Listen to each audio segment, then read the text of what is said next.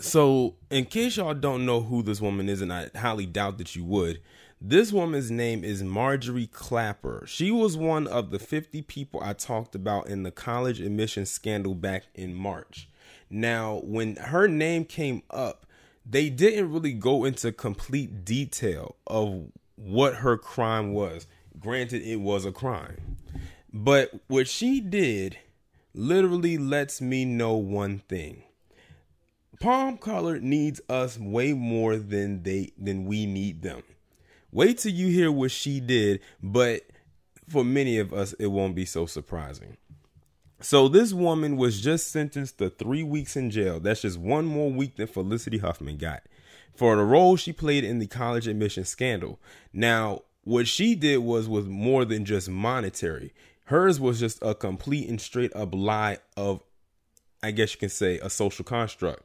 This woman, Marjorie Klapper, lied on her son's applications by putting down that he was black in order to increase his chances in getting into a particular school. So basically, she played on the narrative of the whole, affirmative action thing, in saying that he would have a good chance of getting into college if we said he was black and not white. As you can see, that didn't work out in her favor because she got exposed for her lies, even though she's only going to do 3 measly weeks in jail. But I'm going to go ahead and read this article. And it's coming from Menlo Park, California. Marjorie Klapper, age 51, from California, who falsely claimed her son was black to increase his chances of getting into a top college, was sentenced to only 3 weeks behind bars. Klapper, an entrepreneur, was accused of paying $15,000 to falsify her son's ACT exam score. She also agreed to have her son pretend to be a racial minority and a first-generation student on his applications, even though she and her husband are both college graduates. So look at what she did there. She paid $15,000 to falsify her son's score, which means her son probably is not that intelligent. She had him pretend to be black and then pretended to have him be a first-generation student in this establishment. So it's like she pretended to have it, almost like, sounds like to me like she wanted to have him pretend to be a black immigrant. So she went real deep with this, on top of the $15,000 she paid for an ACT score. Prosecutors initially recommended she be sentenced to 4 months imprisonment and a fine of $20,000, claiming that lying about her son's race increased the likelihood that her fraud would come at the expense of an actual minority candidate. Ms. Klapper thereby did not only corrupted the standardized testing system, but also specifically victimized the real minority applicants already fighting for admission to elite schools. Exactly. So her son, let's say she was successful with this, her son would have got in under the guise that he was black when he's really white, and that would have taken the spot of someone who was qualified for that. So you tack on the $15,000 for a perfect ACT score, the lying saying he was black, and then throw on that he's first generation.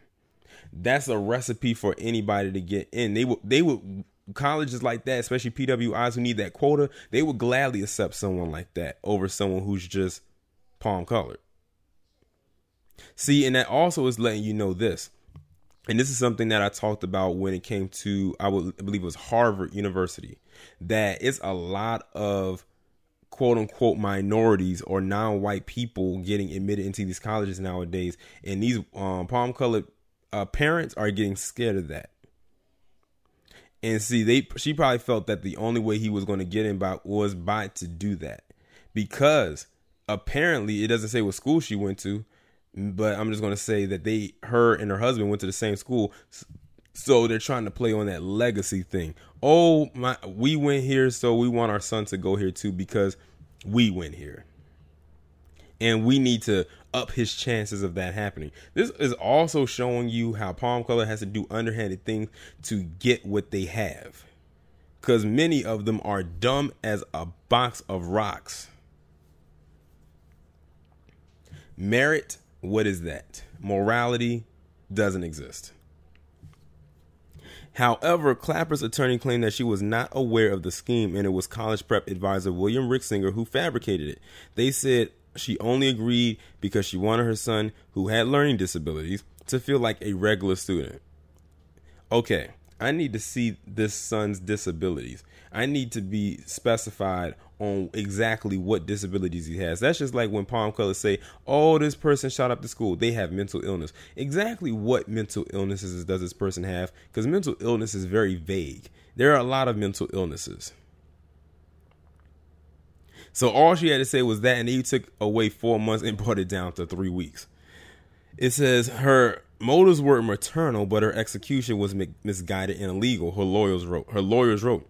Klapper was sentenced to 3 weeks imprisonment in connection to the scheme. She was also ordered to pay a $9,500 fine and undergo 250 hours of community service. So she went from 4 months possibly in a $20,000 fine all the way down to 3 weeks and less than half of what she would have to pay as a fine.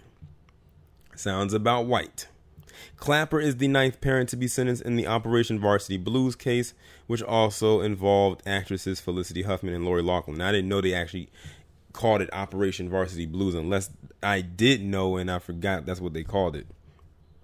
But yeah, she went above and beyond, and then tried to talk about her son's disabilities as a reasoning as to why she did it.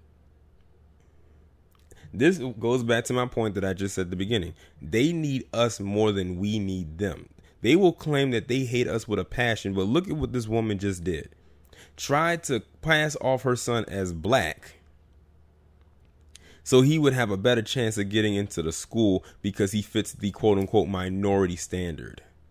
Then pay $15,000 for a perfect score, and then lied again and said that he was a first-generation college student. That's 3 lies, and all she got was 3 weeks. So I guess that's a lie per week? A week per lie, I should say. And they try to tell you that palm color privilege doesn't exist. Here's a perfect example of it. As a matter of fact, all the people that's involved with this, we still don't know what's the outcome of that black guy. We still don't, the one who was like working with William Rixinger. We don't know the outcome of him. But as far as everybody else, so far we've had one person. Remember that guy over the summer? He got 1 day in jail. Literally 1 day. Felicity Huffman is just now doing her 2 weeks in Club Fed. And based on what I've heard of the details of the room she's staying in, they said it looks almost better than a dorm room. And now you have this chick who's only going to do 3 weeks. To anybody who thought that these people was going to do a long bid, I have that bridge in Brooklyn that's still on sale for free. I think the only people that's really going to get a harsh sentence is William Rixinger, because he was the head of the whole operation. And maybe his little underlings as well, such as that black guy. I think his name is Rudolph something. But we don't know what his outcome is going to be. But if he gets a sentencing that's harsh, so be it, because he allowed himself to be a part of it. No one held a gun to his head and told him that he needs to do this. He chose to do it on his own. Y'all let me know what y'all think about this down in the comments, and I'll talk to you in the next one.